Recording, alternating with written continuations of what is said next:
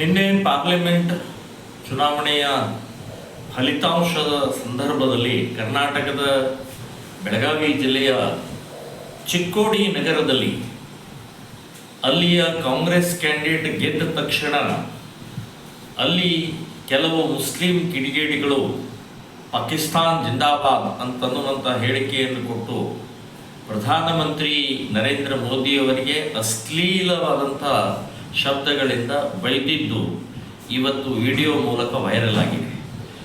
ಶ್ರೀರಾಮ ಸೇನೆ ಸಂಘಟನೆ ನಾವು ಇದನ್ನು ಖಂಡಿಸ್ತಾ ಇದ್ದೀವಿ, ವಿರೋಧಿಸ್ತಾ ಇದ್ದೀವಿ. ಪೊಲೀಸರಿಗೆ ಅಭಿನಂದನೆ ಹೇಳ್ತಾ ಇದ್ದೀನಿ. ಇಮ್ಮಿಡಿಯೇಟ್ ಬಂಧನ ಮಾಡಿ ಅವರು ಕೇಸ್ ದಾಖಲ ಮಾಡಿದ್ದಕ್ಕೆ ನಿಮಗೆ ಅಭಿನಂದನೆ ಹೇಳ್ತೀನಿ.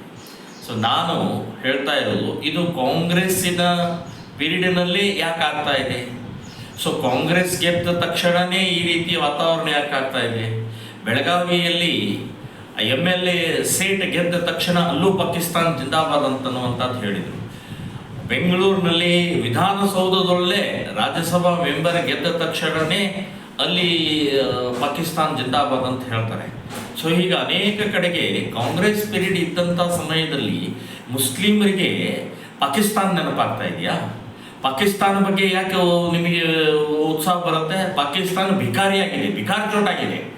ಅಲ್ಲಿ ತಿನ್ನಕ್ಕೆ ಕೂಳಿಲ್ಲ, ಉಳಿಯೋಕ್ಕೆ ಇದಿಲ್ಲ ಅಂಥ ಪಾಕಿಸ್ತಾನ ಜಿಂದಾಬಾದ್ ಅಂತೇಳಿ ಇಲ್ಲಿಯ ಅನ್ನ ತಿಂದು ಇಲ್ಲಿ ಹುಟ್ಟಿ ಇಲ್ಲಿ ಎಲ್ಲ ಫೆಸಿಲಿಟೀಸ್ ತೊಗೊಂಡು ಪಾಕಿಸ್ತಾನದ ಹೇಗೆ ತಿಂತಾ ಇದ್ರಿ? ನಾಚಿಕೆ ಮಾನ ಮರ್ಯಾದೆ ಇಲ್ವಾ?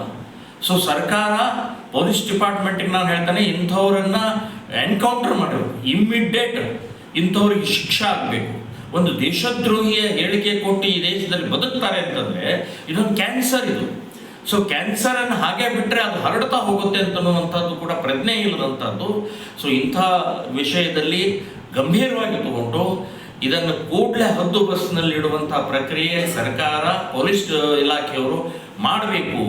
ಇಲ್ಲದಿದ್ದರೆ ನಾವು ಉತ್ತರ ಕೊಡಬೇಕಾಗತ್ತೆ ಇಂಥ ದೇಶದ್ರೋಹಿಗಳಿಗೆ ಅಂತನ್ನುವಂಥ ಎಚ್ಚರಿಕೆಯನ್ನು